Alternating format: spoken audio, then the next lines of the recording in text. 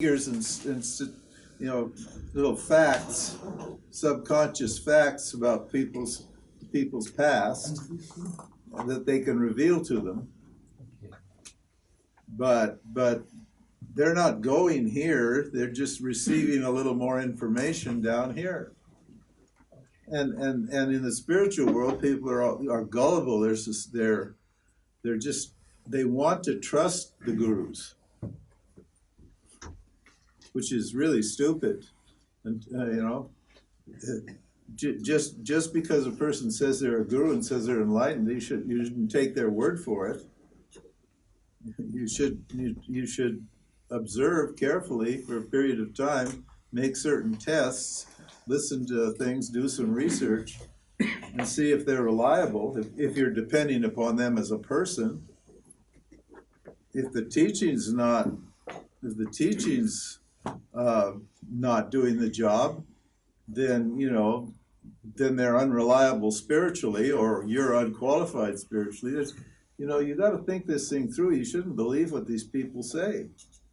You should question everything. That's why this ishvara put this doubting function in your mind. But when you're suffering, you just, somebody says they got a solution, and you're suffering for a long time. You just want to what? You just want to get rid of that suffering, so you quickly believe. You'll try any remedy, even the most ridiculous remedies, you'll try because you want relief from suffering. And you'll believe these people.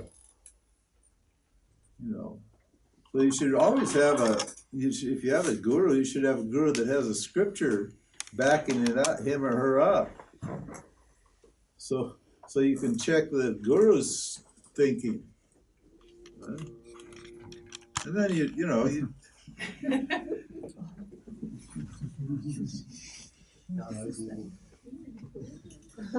No, so I don't understand. Are you worried about being manipulated by gurus or something?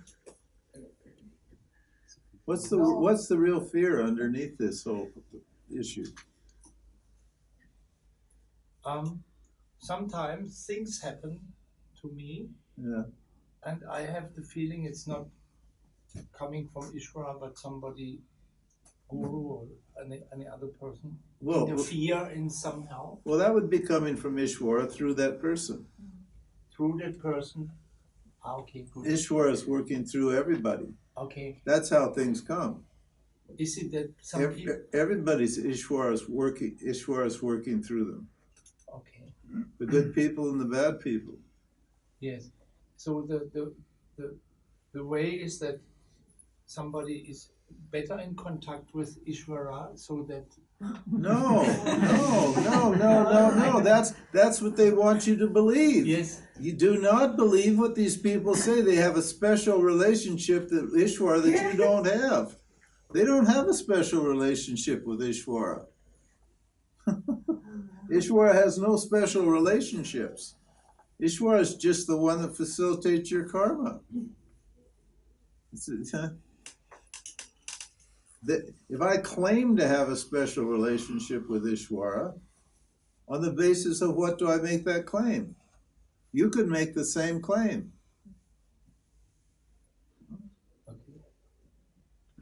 That's how they manipulate you. They say, I know more than you do, and therefore you should listen to me, or you should do what I say. Well, just listen to them and see if they know more than you do, and if what they know is useful, then accept it.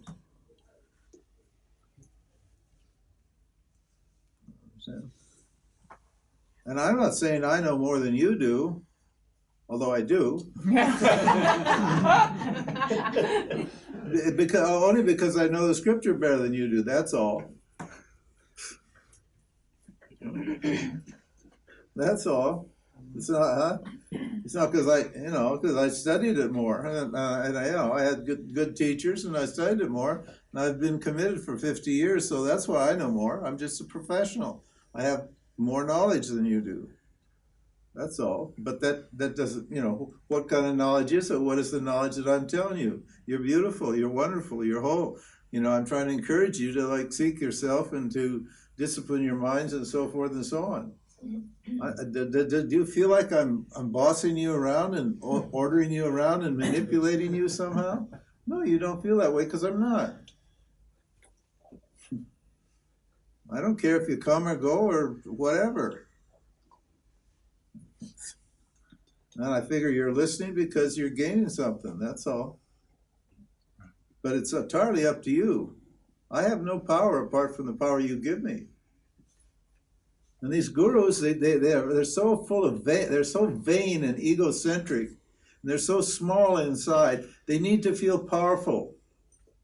They need to feel big and important. They need to be loved. They have big love. Most of them have really big love holes in their hearts. And they figure if you're paying attention to them, then what? Then you love them. Well, maybe you do and maybe you don't, but why would I depend upon whether you pay attention to me to love, for my self-esteem? If these people people respect people with knowledge. They respect teachers. So they're willing to give them their confidence. But you need to be very careful who you give your confidence to and what you give your confidence to. Just because you're suffering, you shouldn't just hand over your trust to somebody else. You should This is an adult, a mature person. When I went into business in my 20s, I was trusting and innocent. And boy, I learned very quickly that doesn't work.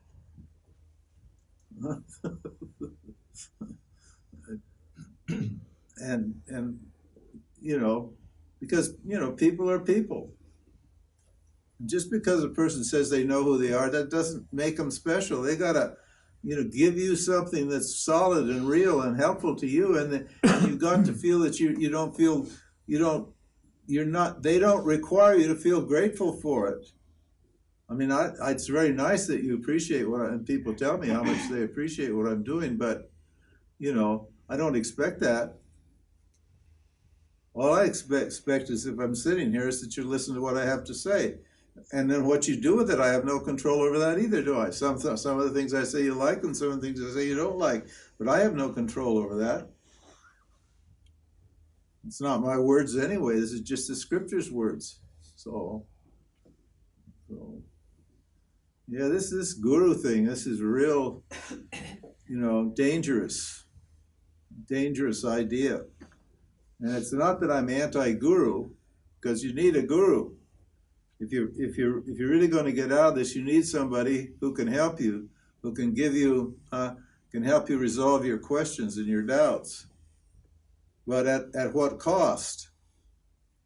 I mean, there's these people who are with this guy Andrew Cohen, and they spent all these years with him. Now, and they got abused like crazy, and then they left. Well, some of them got some benefit from it, maybe. But you want to spend 10 years with somebody to what? While they're abusing you, when you could act, pushing you around and lording it over you and acting big in front of you and manipulating you and telling you this. This guy was even telling people who should sleep with who and who shouldn't be married and that sort of thing. Making them because they were bad or something, making them, sit in a cold lake in the winter or something, freeze their butts off because they weren't doing their sadhana right and that sort of thing. Come on.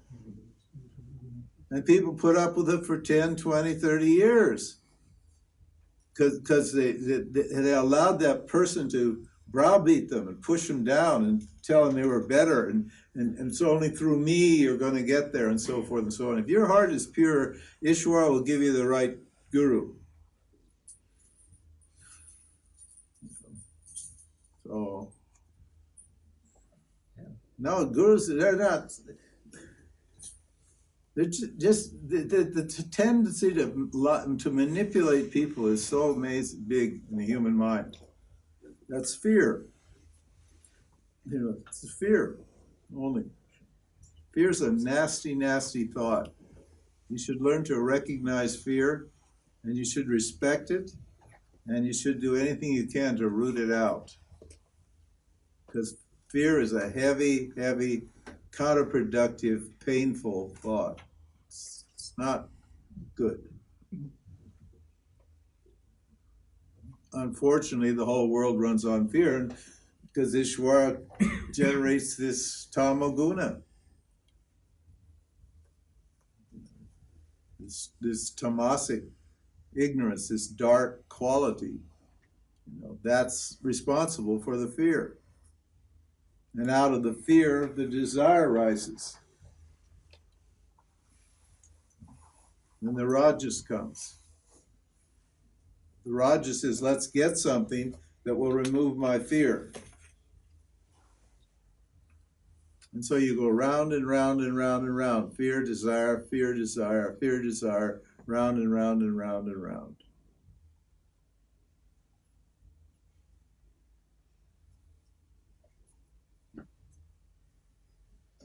Yeah, sorry.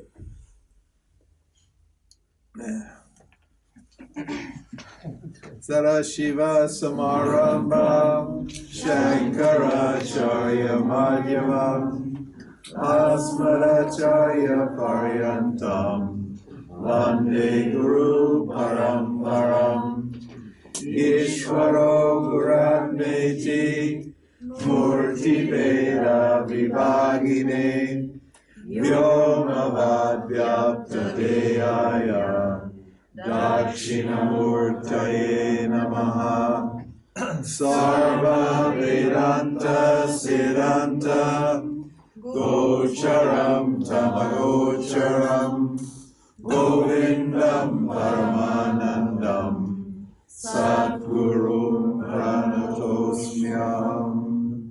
Om Shri Krishna Govinda Narayana Om.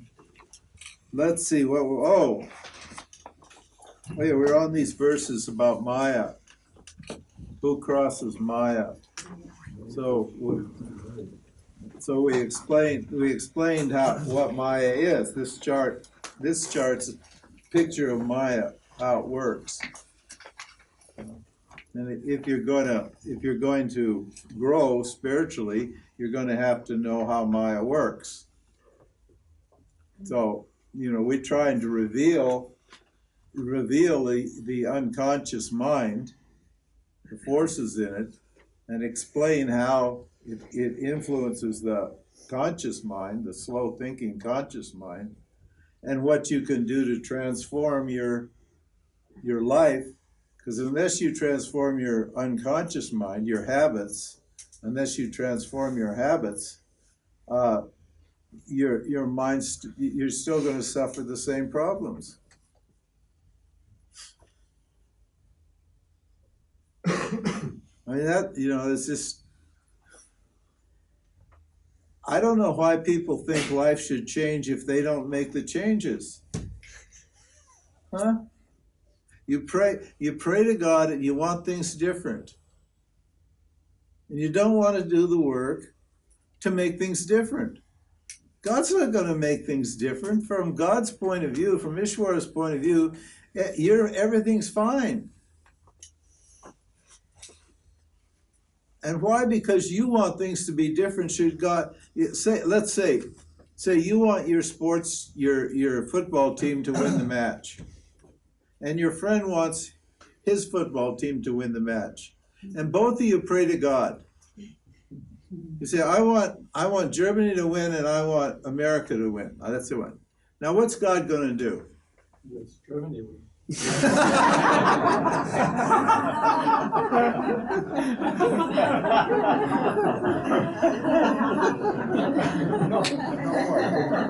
Oh yeah, God's probably German origin. You got a special bias. Yeah, God's got no bias. God doesn't care who wins. Huh? Understand? God's only going to react if you act. God's the thing that causes the reactions. It's the Karma paladata, it's the one that gives you the results of your actions. So if you don't do anything, then why would God change anything? Why would, Just because you want it. Think about it. The karma doesn't change because you think. Your worldly karma doesn't change because you think. It changes because you act. And your mental karma doesn't change either until you what? Change your thoughts. If you change the thought, then Ishvara will deliver you the new thoughts. But if you have a particular state of mind and you want it to pray, say, Ishvara, please change my state of mind, Ishvara's not going to change your state of mind. You got to change your state of mind. And then Ishvara will give you the right state of mind. I know, I think God's some big guy in the sky that's controlling everything.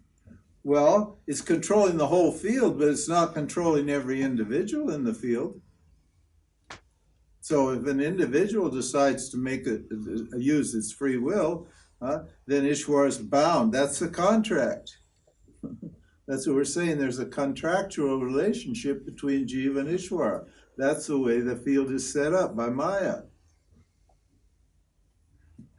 So if you do this, then otherwise, if it wasn't a contract, if there wasn't a viable connection between Ishvara and Jiva, then the whole world would fall apart.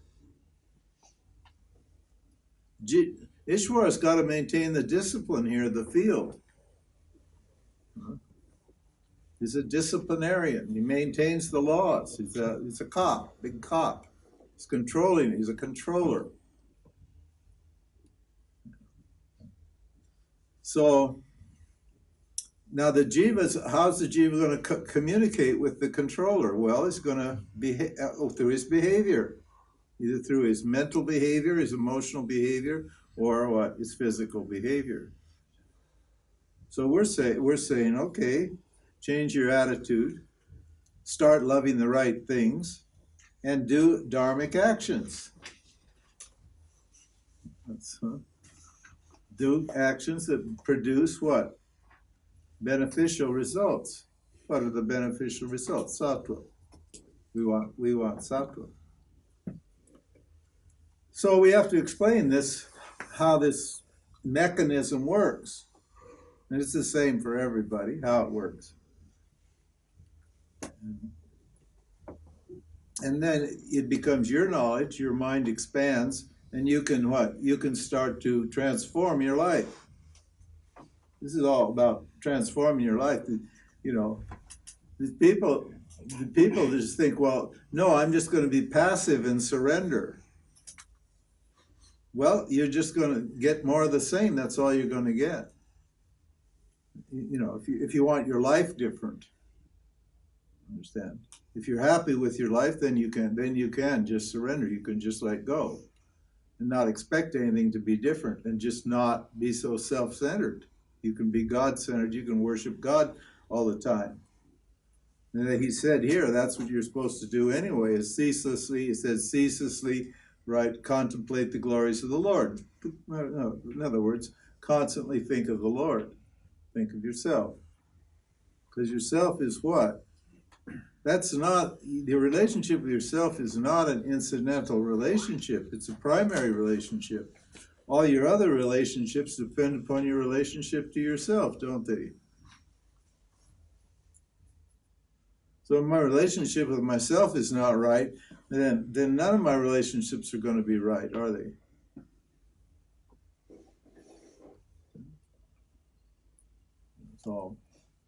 So this Maya thing, you know, well, anyway, I'm cranky today. I'm sorry.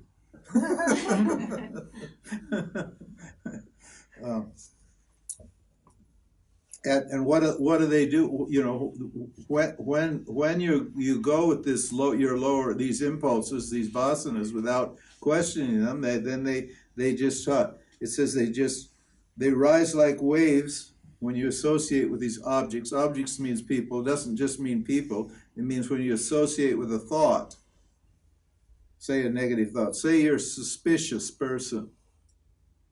Say you're suspicious.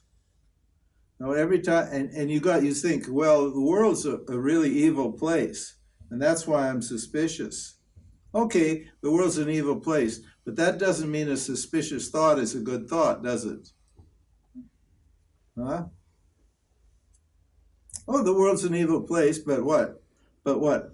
So I should become suspicious and carry that heavy, dark energy, that disturbing energy with me all the time because the world is suspicious, even though it's the thought itself is injuring me?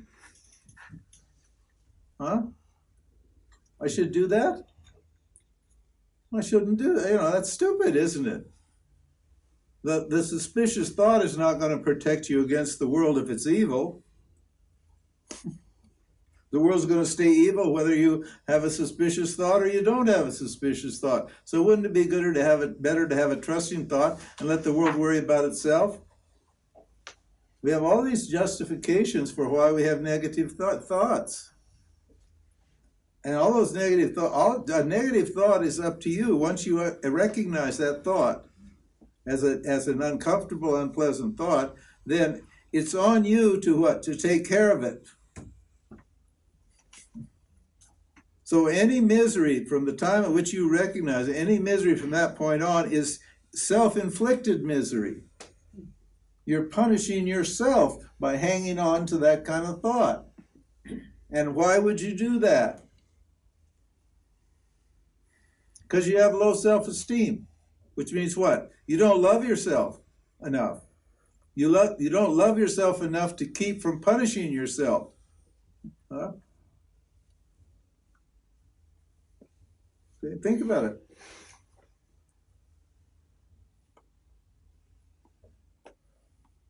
Why would you punish yourself by carrying bad thoughts, uncomfortable thoughts, unpleasant thoughts, when it's just as easy to what? To trust.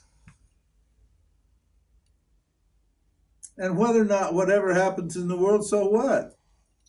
I need to love myself by having the right kind of thoughts in my mind. I want to be a trusting person. And so somebody injures me, so what? Because I'm trusting. Somebody steals my money or whatever it is, whatever my problem is. So what? I'm not going to hate them, because as soon as I start hating that person, now I've got another thought on me, don't I? Another uncomfortable thought. I'm not going to hate them. I'm going to think, well, hell, that person needs it, whatever it is, and God bless them. And I'm going to think a good thought, and that's to keep that bad thought out of my mind.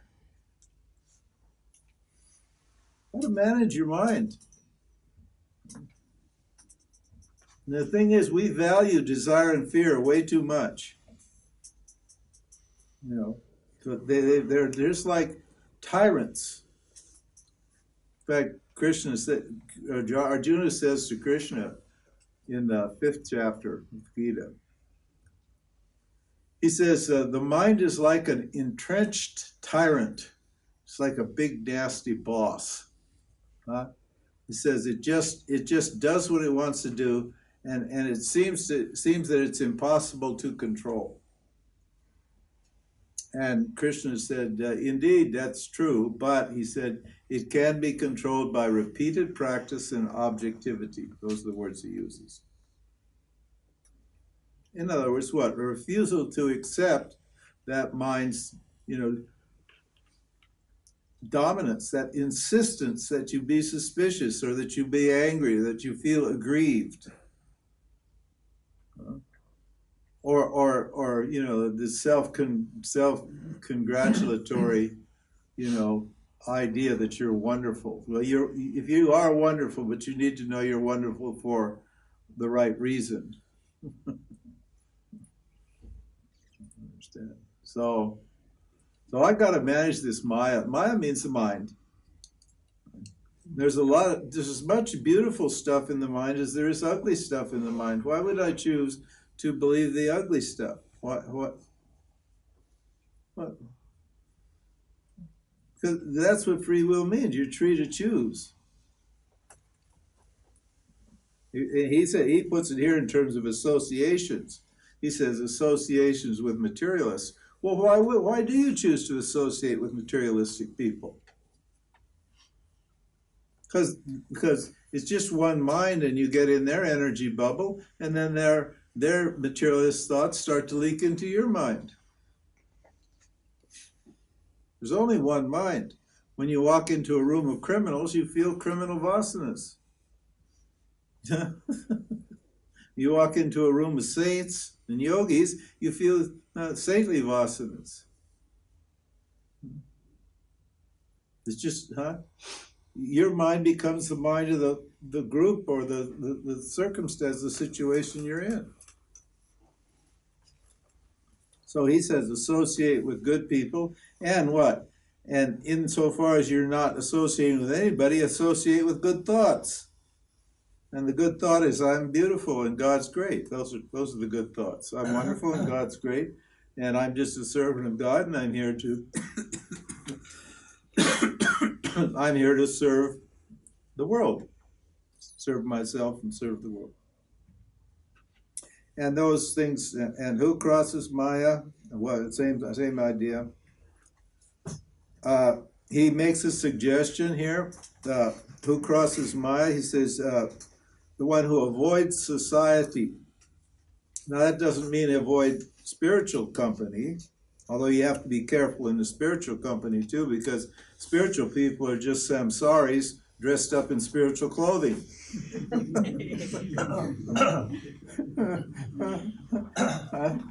So just because somebody's wearing orange clothes and prancing in white clothes and prancing around, with a mala on their neck and and talking all kinds of lovey stuff doesn't mean they're not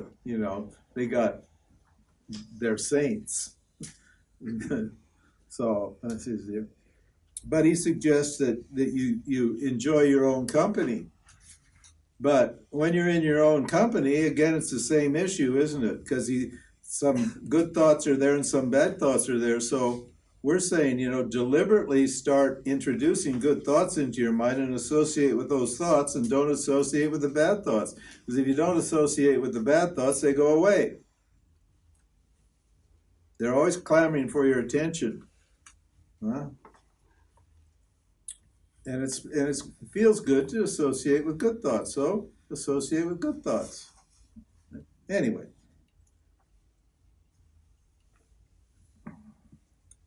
He says, let go of the belief that there is security in worldly situations and transcend the gunas. That's where this whole thing started. I read the word guna, and now we got the whole guna chart here in front of us.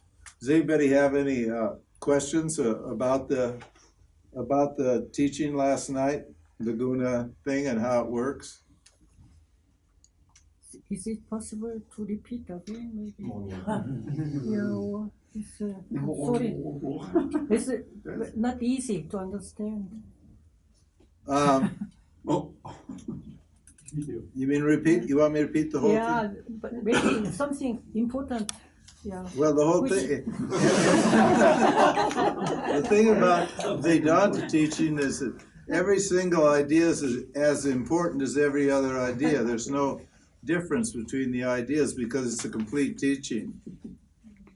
Get the video that it's explained on particularly in the Bhagavad Gita. You get that Bhagavad Gita, the Bhagavad Gita series? Okay, watch that. Because the chapter on karma and karma yoga. We'll go to Berlin. Huh? We'll go to Berlin. Oh, what are we doing? The gunas in Berlin? Yeah, 3 entries. Oh yeah. Come to Berlin. We're going to spend 4 days on the gunas. 3 days? Yeah. No, 3 days on the gunas. On just that too. We have other guna charts too. This is just one of them explaining. Sorry, I'm because you didn't explain about Tanmatras. Therefore, I thought maybe something important, something not important. Explain about what? Tanmatras. 네, Tanmatras. Oh, the Tanmatras. Yeah, for example. Oh, for example. Oh. Do you have a minute? Tanmatras explains, it's called the division and recombination of the elements. That's what Tanmatras means. Tanmatras means stands alone. In the subtle body,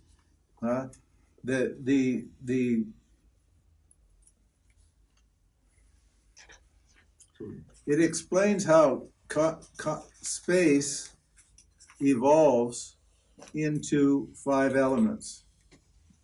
How space grossifies. Space is gross; you can't see it, but when it becomes earth and fire and air and water, those 4 elements, then you can see it. Then you can experience it with your sense organs. So this teaching explains how that works. It's a mathematical formula, and you wouldn't understand it. You need to study it carefully, and it's not that important. Okay?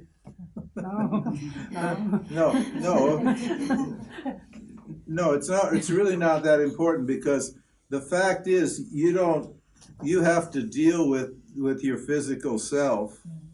You have to deal with your elemental self. You have to eat properly, drink properly, you have to breathe properly, you have to do all that. And so you're only dealing with the elements once they've grossified.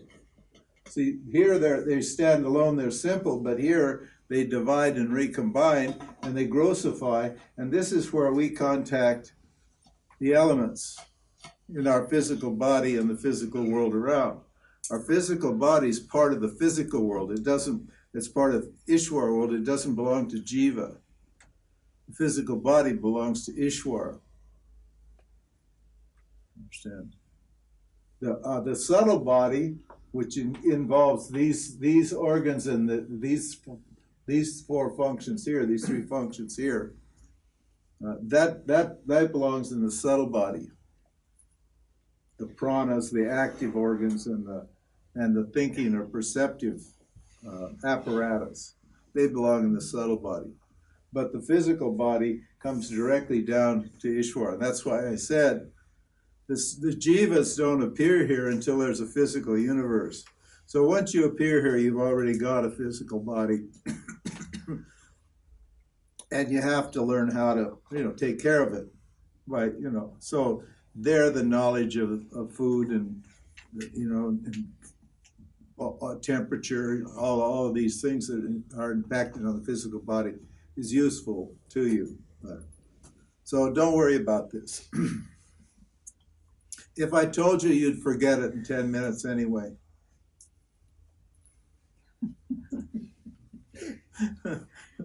Yeah, Narayana. I would like to know more about the connection between the causal body and the rest. How my effects are, how my doing and thinking, how is it the effect or the result?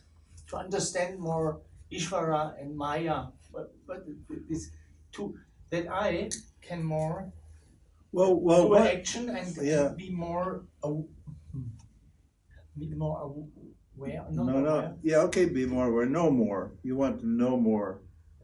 Causal body means ignorance. The causal body means ignorance. What does that? What does that mean? Causal body. Ignorance causes me to do action, to complete myself. From a jiva, we're talking from a jiva's point of view. Actions going on all the time. Many actions you do are not done to complete yourself, are they? To make yourself feel complete. Not every action is motivated by a feeling of inadequacy and insufficiency, and is not intended to complete yourself, is it?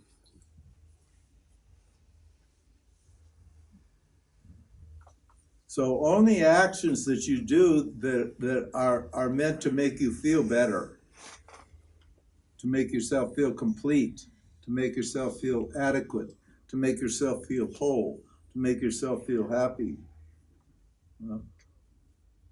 Only those are problems. Understand? And those actions are generated by ignorance of the fact that what? That you are whole and complete already. So the causal body it's just ignorance that's causing you to try to make yourself feel better, by doing things. See? And that ignorance causes you to repeat actions that make you feel good and avoid actions that make you feel bad. And so you have, in the causal body just stores your tendencies. We call it the effects of ignorance. The vasanas are the effects of ignorance. These are observable effects. The vasanas you don't see, but you see the actions that flow from the vasanas. The vasanas generate the desires generate the actions, and the actions generate vasanas. So you go round and round and round and round, keep doing the same thing over and over and over again to make yourself feel good.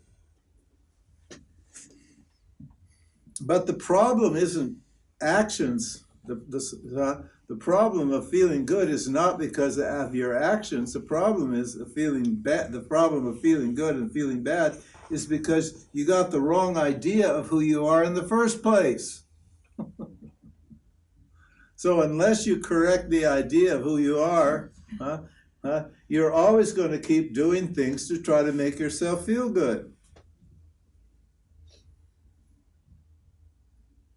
For a person who knows I'm the self and has full confidence in that knowledge, they don't worry about this because as you can see, this is all a setup. It's a moving, changing machine. So all the karma, it automatically just keeps pouring out of the machine. So you're happy to let you turn your karma over to ishvara. Because ishvara is doing it anyway. And you're happy with what ishvara has in store for you, in other words, has for you. And you don't have to worry about it. You just enjoy yourself. Understand? But here it is, I'm continually trying to make the world change, to make myself feel better. Because all the actions are done in the world. I want to change my circumstances. I want to change my environment. Well, I mean, and if you're going to do that, then you should do it according to the knowledge. You should know the knowledge of the gunas, and you should know the principle of karma yoga, and so forth and so on, if you're going to change it.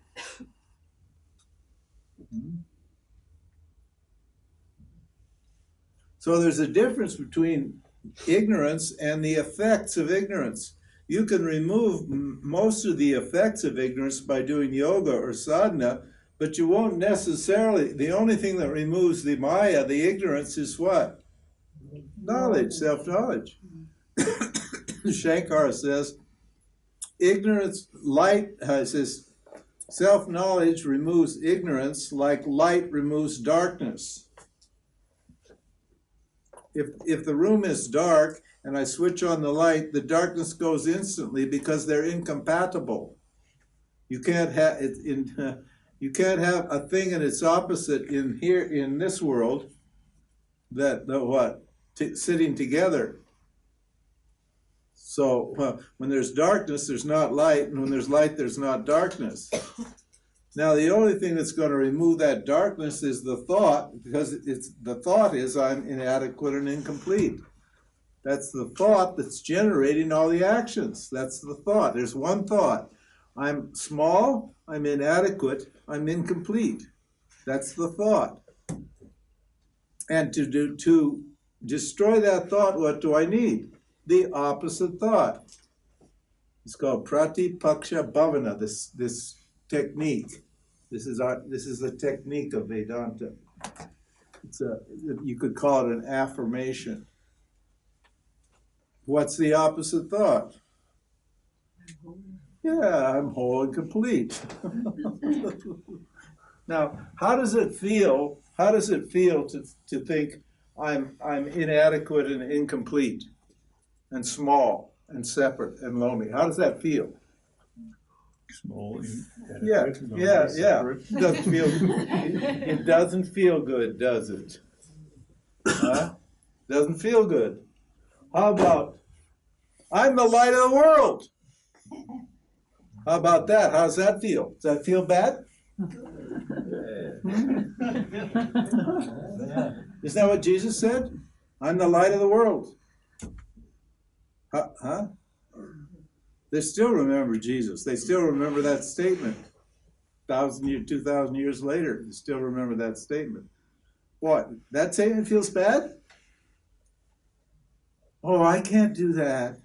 No, I can't think like that. I just don't feel like the light of the world.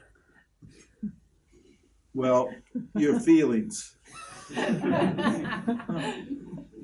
Your feeling isn't evidence that statement is untrue. That's not evidence. Your feelings are no evidence for the veracity, the truth of that statement. So, so there's a conflict there because you don't feel like you're the light of the world. Well, you will feel like you're the light of the world if you assert your divinity. In other words, if you understand how and in what sense you are the light of the world. That's what we're talking about. We're trying to give you the reasoning that will back up that statement, I'm the light of the world. What if you understand it, but you cannot stand as that knowledge? It doesn't. Then you have to just keep applying the thought until that feeling goes away. 20 years. Huh? 20 years. That's the 5, 10, 15 rule. It may take a long time. All that means is what? You're attached somehow to the feeling of being small and inadequate and incomplete. Attached to ignorance. You're attached to ignorance. That's all it means. You feel comfortable being ignorant. And you notice that amongst ignorant people.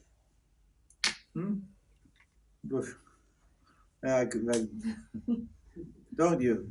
You see that their beliefs are causing them trouble, but as soon as you try to suggest an alternative belief or alternative view, they immediately defend their belief. They have all the great reasons why they should feel miserable and why they can't change. Because it makes them feel good to feel miserable. That's called perversion.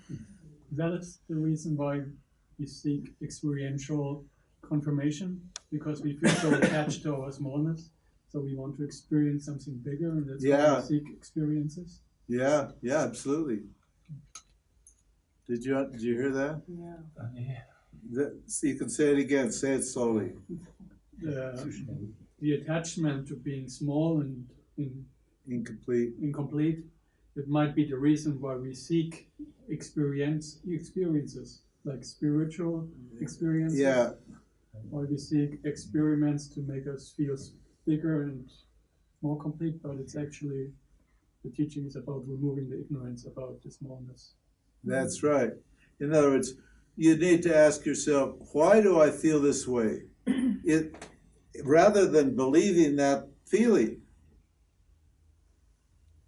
So this is what we call the doubting function. I talked about that last night. When you have a feeling like this, that there's something wrong with me, you have that feeling. Everybody has that feeling.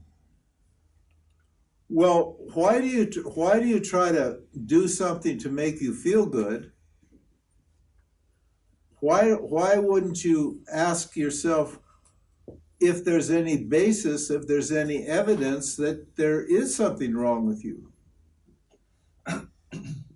On the basis of what have you decided that you're a bad person or an inadequate person? On what is the evidence? You know, you've got to have some reason for thinking there's something wrong with you. Otherwise there's no hope. Otherwise, you just believe what you've been told by your mom and your pop.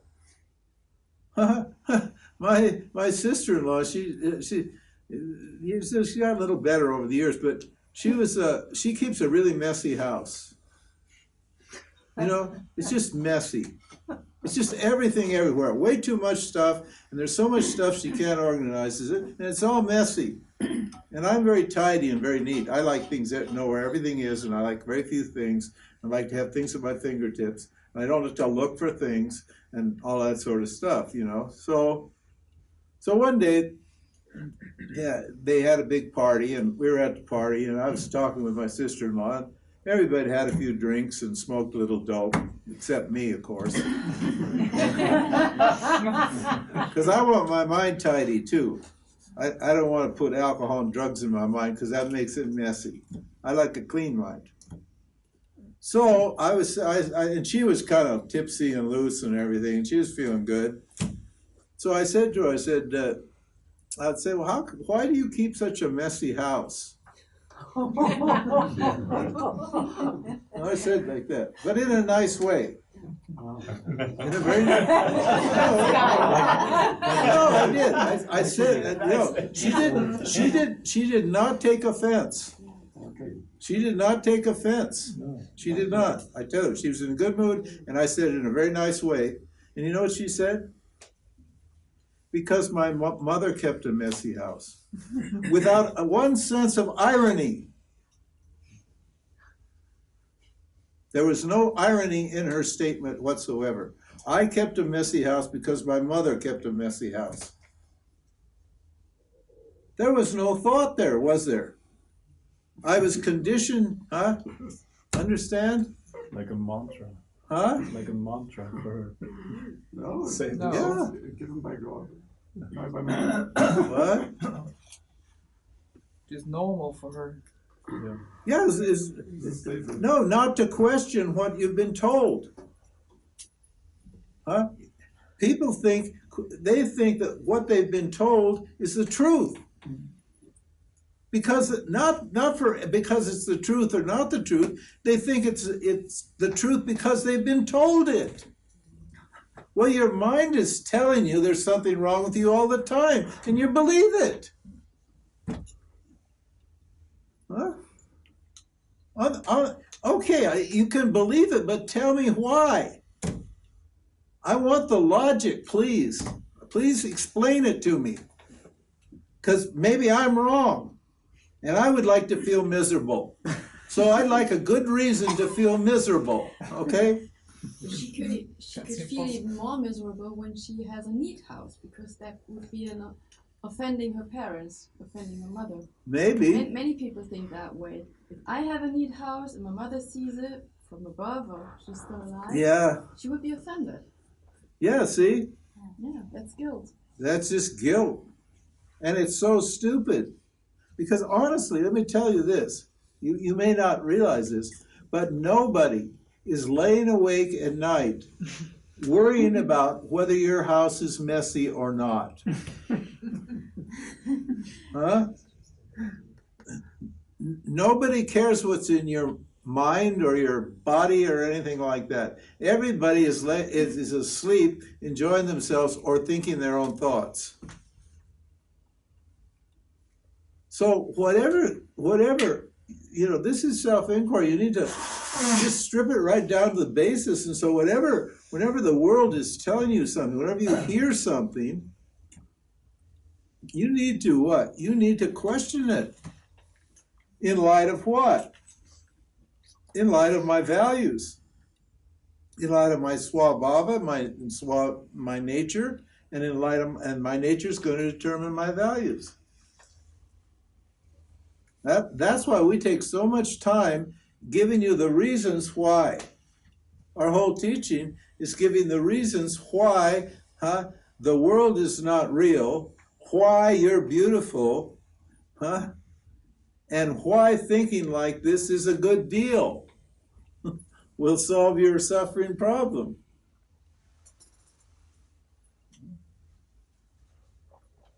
So an impulse, a thought, or a feeling is not a command. You won't go to jail, they won't put you in jail or give you the Chinese water torture, or give you the thumb screws, or put you on the rack. Why? Because you don't obey your desires or your fears, because you say, that's a stupid thought, I don't accept it, and you throw it out. I refuse to think like this about myself. You have to take responsibility, take charge of your own mind. And that, it's such a it's hard work. Unless it isn't. If you're cheerful about it and you start working on it, you get results quickly, and you see that it start to feel better, and you just keep going, that's all. And one day your mind just sits down and shuts up, and it's a happy little puppy, and you can give it a little pat like that, and it behaves and does what you want it to do. It brings you your newspaper and your slippers, and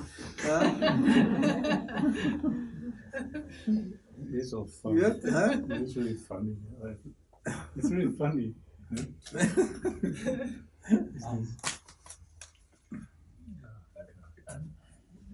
James, can I put it in my words what you said? Is it possible? Yeah, sure. Is it that actually we guide ourselves? There is maybe ishvara somehow in between, but Yeah. at the end we are our own guidance. Yes, that's correct. Is it? Yeah, and for that guidance you need some corrective. You need to know. That's what the scripture's for. It's to guide you. It's protect you from your own. From what? From self-delusion. Okay.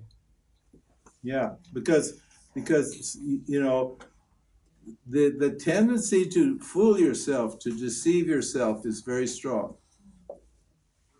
If you have a scripture and a guru, because a guru won't let you get away with it. A guru will not let you get away with deceiving yourself. When I had enlightenment sickness, oh my God, my guru, it didn't last long. He embarrassed the shit out of me in front of 300 people. I was in the middle of a big crowd, and it was a big lecture. There was about 300 people there. And then I couldn't get away, and I couldn't do anything. And then he started talking about enlightenment sickness, and he pointed at me, and he said my name, and he yelled and screamed for about 5 minutes. What is enlightenment sickness? The ego co-opting enlightenment, the ego saying I'm special, the ego thinking it's spiritual and special. I thought I was pretty hot spiritually. He just ripped me up to shreds, and there was no way I could do anything about it. And I took it like a man. And I thought about it. And he was right. And people said, oh, that was so awful. The Swami was so mean to you. Yeah, he was mean. That was great. Thank you very much. I needed that. Well, oh, no, that's not a real guru. The real gurus will just hug you. They'll never say anything bad to you. You have the wrong guru. No, it was the right guru. I was a vain, arrogant, self-centered son of a bitch. And I was pretending like I was spiritual and special and incredible.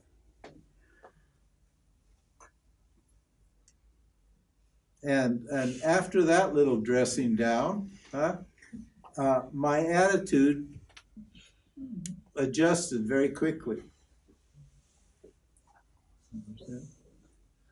So, so yes, you are in charge, and you're right. You got to take control, and you got to take responsibility, and you got to do it yourself. But you should put yourself in a situation where you don't get egoic. That's all. And in the context of scripture and a guru, you can't do that. Now, you will get gurus who take advantage of that teaching. In fact, there was one fellow who came to me, and he said I was his guru. And he was very devoted and all that. And one day he said to me after about 6 months, you know what he said? He said, Ram, why don't you bust my ego? Huh? He says, why don't you bust my ego? Now, what am I supposed to say? Am I supposed to start busting his ego? He had a big ego. And I said, no, I don't do it because that's not my job. My job's not to bust your ego. My job is to teach you who you are. And then if your ego needs busting, you do the busting.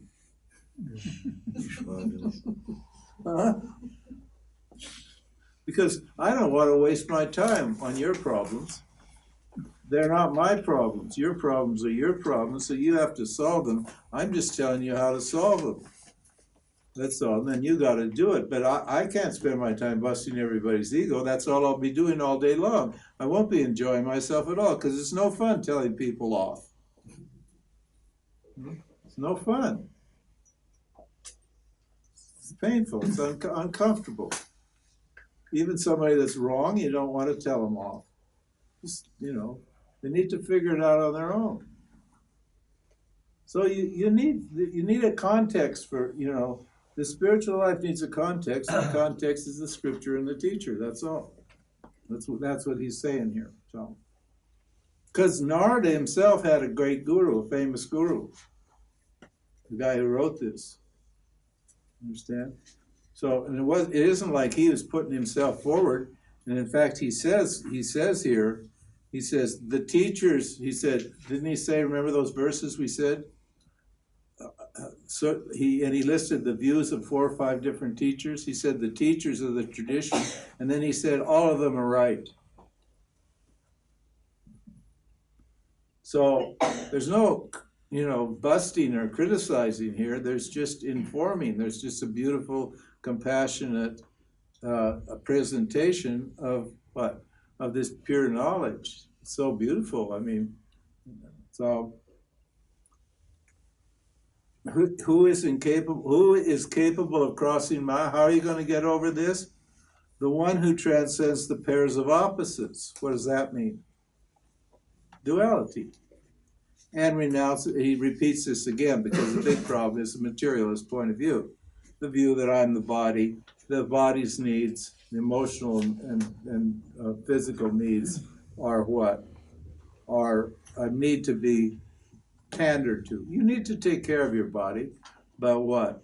You don't need to worship your body. Unless you see it as God's body. Understand? If you see it as God's body, then you won't, you'll do what's appropriate to God to your body. But if you see it as your body, you'll do all sorts of things to your body that are not appropriate to the body. You'll overeat, you won't sleep properly, you'll whatever it is. Because what will be determining your relationship to your body is your sense of inadequacy and incompleteness. That's all. And if it's God's body, you know that God's body is perfect. And you'll serve it with love. When you take a shower in the morning, you're showering God's body. When you're cutting your hair, you're having God's hair cut. You don't have to spend like $200 to have your hair fixed. God just doesn't know. God doesn't know that you spent $200 to have your hair fixed, or go to some fancy place and have spend $80 to have, I don't know, what do they do? These women, I mean, put this plaster on and these funny things and all that sort of thing. God doesn't know that pampering God. Understand? You're doing all that for yourself to make yourself feel like, valuable. Well, you're valuable with you're valuable with normal skin. You're valuable with normal hair. You're valuable with normal everything. You don't need anything special to make yourself feel special. Special food. Oh my God. These people, oh Jesus, I won't talk about it because there's a lot of vegans around. Or the superfood people, spending this huge amounts of money on, I don't know, it's grain that was, harvested on full moon night that's mixed with the luminous wings of celestial insects in the Andes. This is a poem. It's a poem. It's a poem. Oh, and now what is he going to say? 2 more verses, then we'll take a break. Who is capable of transcending Maya? The one who renounces even the Vedas, means the Vedanta, and obtains what? Exclusive and unbroken love of God.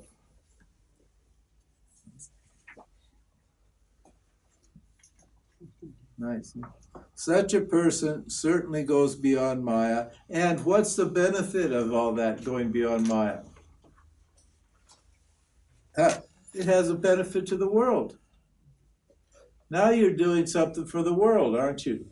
By taking one fool out of this world and replacing it with a loving, kind, decent person, a serving, loving person, you've improved the world. See? So it's not all just about you. This is about, serving the world. You didn't come here just to extract things. You came here to contribute.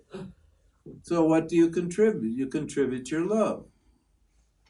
Because why? Because you have this unbroken love of God, and God includes everything, doesn't it? We said God is everything. That's our definition. There is only God.